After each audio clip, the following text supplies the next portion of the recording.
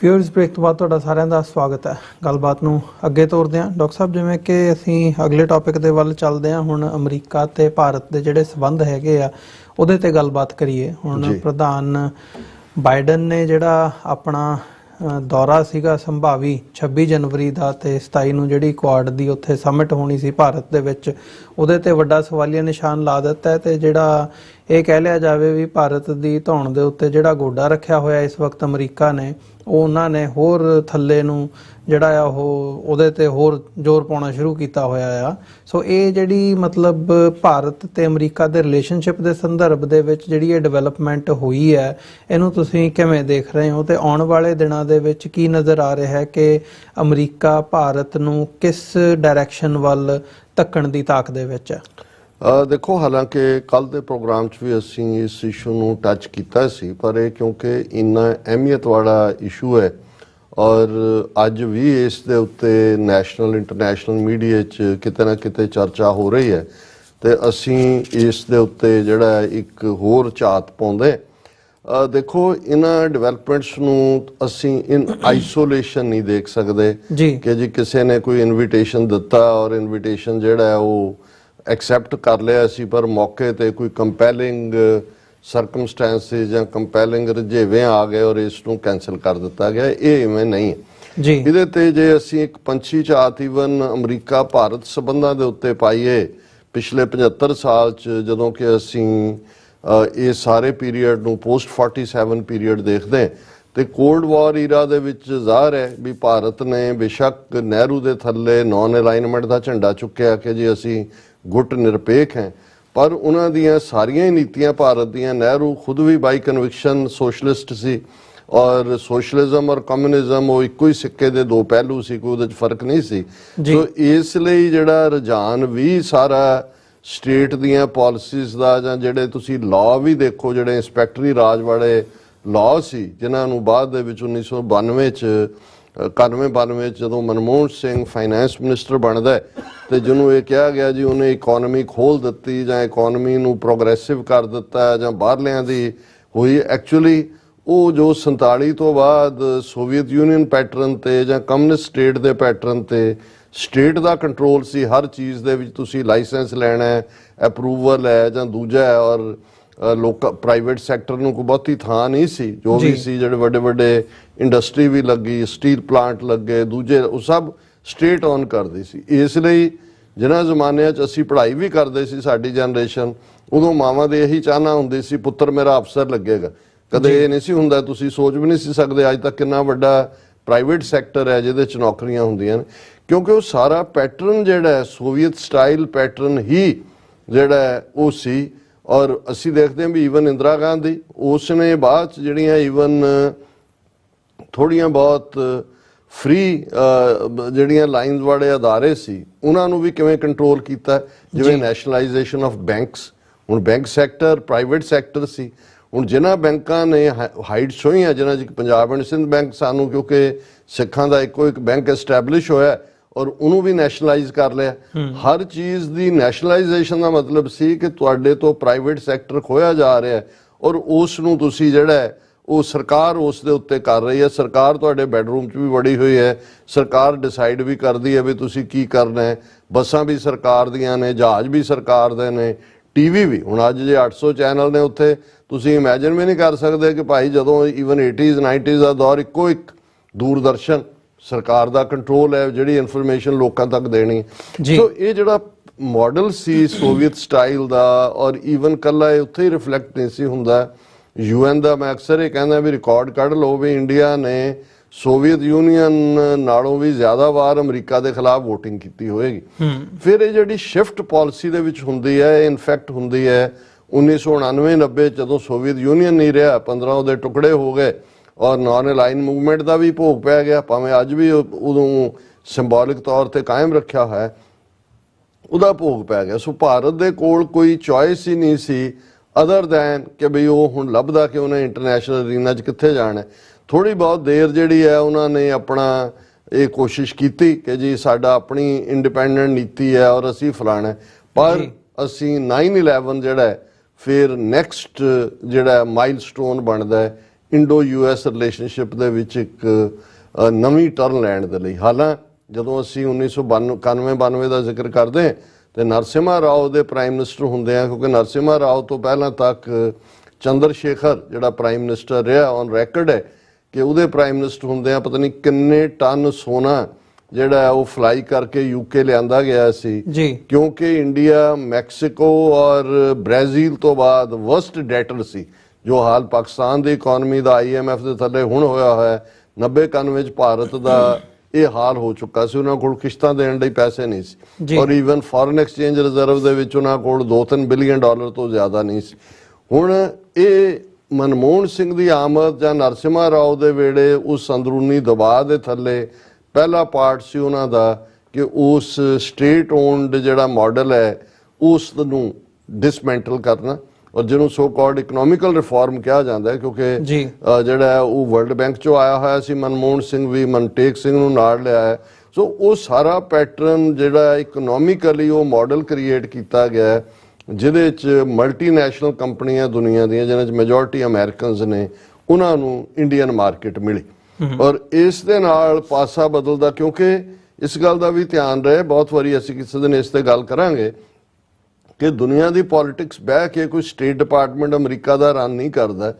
ਇਸ ਦੇ ਵਿੱਚ ਵੀ ਪੈਂਟਾਗਨ ਜਾਂ ਡੀਪ ਸਟੇਟ ਔਰ ਉਸ ਤੋਂ ਵੀ ਅਬਵ ਆਲ ਕਾਰਪੋਰੇਟ ਸੈਕਟਰ ਇੰਨਾ ਇੰਪੋਰਟੈਂਟ ਸੈਕਟਰ ਹੈ। ਉਹੀ ਹਕੂਮਤਾਂ ਬਦਲਦਾ ਹੈ ਕਿ ਉਹਨੂੰ ਰੱਖਣਾ ਹੈ ਕਿ ਉਹਨੂੰ ਕੱਢਣਾ ਹੈ, ਕੀ ਪਾਰਟ ਹੈ, ਉਹ ਬਹੁਤ ਵਾਰੀ ਉਹਨਾਂ ਦਾ ਰੋਲ ਹੁੰਦਾ। ਪਰ 9/11 ਇੱਕ ਇੰਨਾ ਵੱਡਾ ਅਮਰੀਕਾ ਦੇ ਲਈ ਝਟਕਾ ਸੀ ਕਿ ਉਸ ਤੋਂ ਬਾਅਦ ਕਮਿਊਨਿਜ਼ਮ ਤਾਂ ਖਤਮ ਹੋ ਗਿਆ ਜਦੋਂ ਤੱਕ ਸੋਵੀਅਤ ਯੂਨੀਅਨ ਦਾ ਭੋਗ ਪੈਂਦਾ ਤੇ ਦੂਸਰੇ ਪਾਸੇ ਇਸਲਾਮ ਦੇ ਖਿਲਾਫ ਜਿਹੜਾ ਫਿਰ ਉਹ ਦੌਰਾ ਸ਼ੁਰੂ ਹੋ ਜਾਂਦਾ। ਉਹਦੇ 'ਚ ਭਾਰਤ ਇੰਨੀ ਜਲਦੀ ਅਮਰੀਕਾ ਦੇ ਜਹਾਜ਼ ਦੇ ਉੱਤੇ ਚੜ੍ਹਦਾ ਕਿ 2004 ਤੱਕ ਪਹੁੰਚਦੇ ਆ ਜਦੋਂ ਉਹੀ ਮਨਮੋਹਨ ਸਿੰਘ ਜਿਹੜਾ ਫਾਈਨੈਂਸ ਮਿਨਿਸਟਰ ਸੀ, ਕਿਉਂਕਿ ਵਿਚਾਲੇ ਅਟਲ ਬਿਹਾਰੀ ਵਾਜਪਾਈ ਦਾ ਪੀਰੀਅਡ ਆਉਂਦਾ ਔਰ ਇਸ ਗੱਲ ਦਾ ਧਿਆਨ ਰਹੇ, ਇਹ ਇਹਨਾਂ ਨੂੰ ਕ੍ਰੈਡਿਟ ਵੀ ਦੇਣਾ ਬਣਦਾ ਕਿ ਭਾਰਤੀ ਜਨਸੰਘ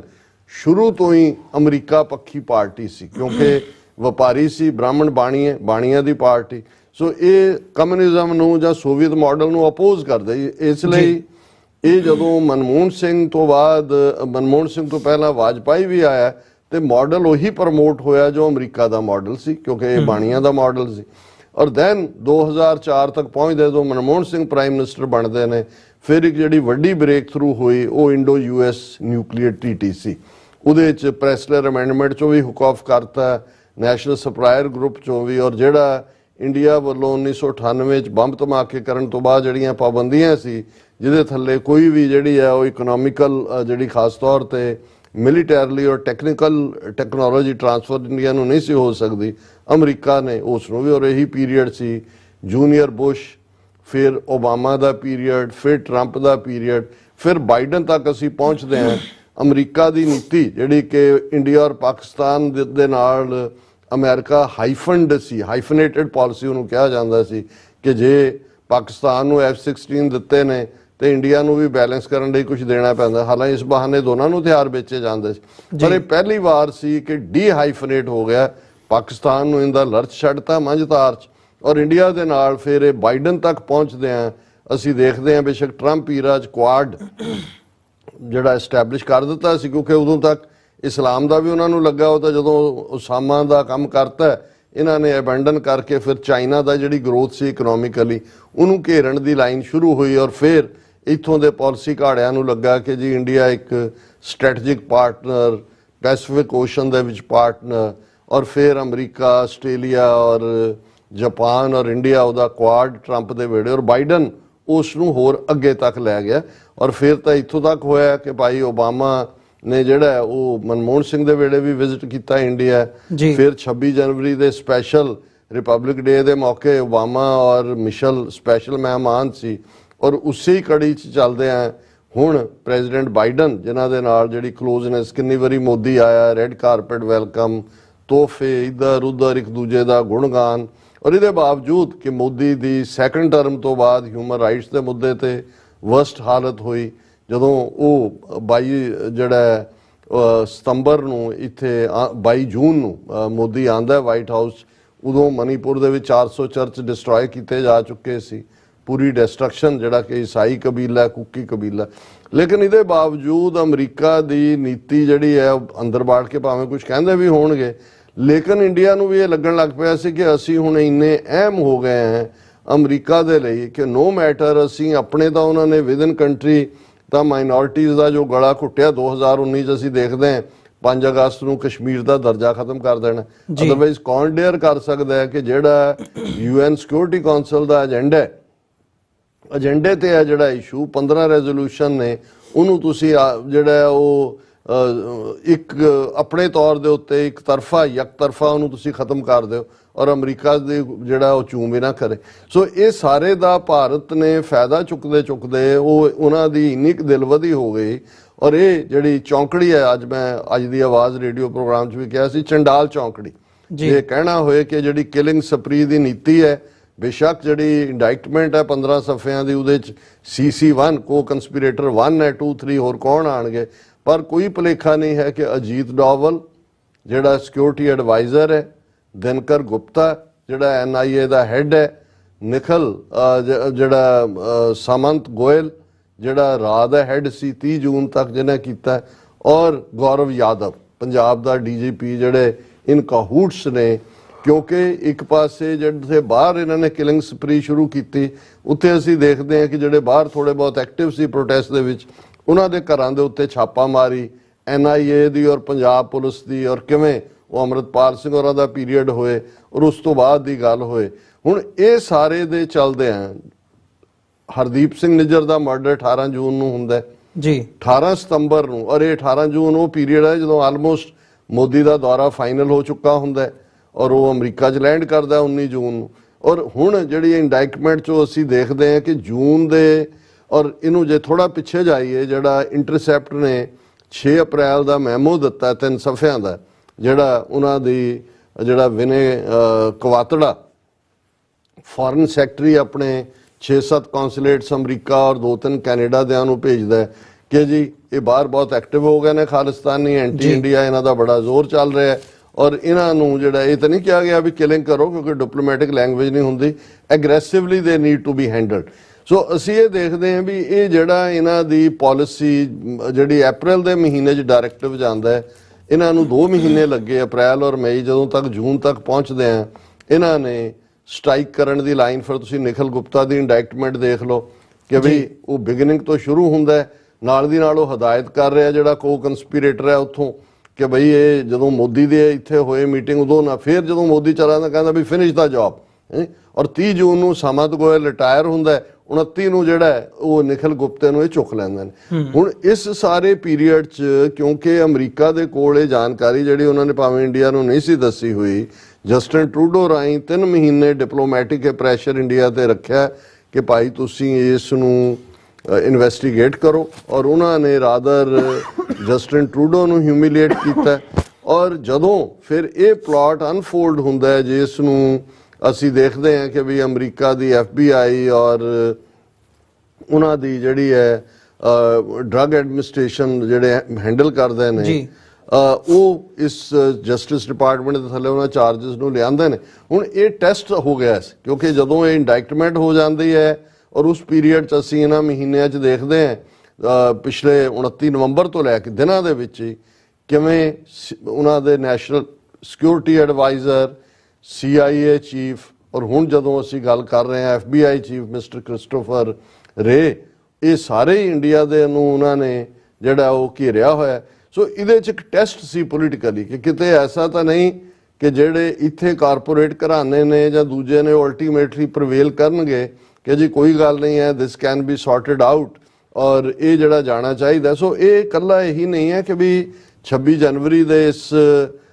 इनविटेशन नूं कैंसल किया गया जिहड़ा सितंबर महीने च और ये भी कोई इंडिया के बिहाफ ते नहीं सी आया। एरिक गारसेटी जिहड़ा अमरीका का एंबेसडर है इंडिया दे विच LA का मेयर भी रहा उन्हें सितंबर महीने च जदों कि सारा चल रहा उन्हें कहा सी कि जी इनविटेशन है और बाइडन और इत्थे आणगे। सो ਜ਼ਾਹਰ है कि भी उदों तक भी इंडिया नूं लगदा सी कि भावें 3 महीने तो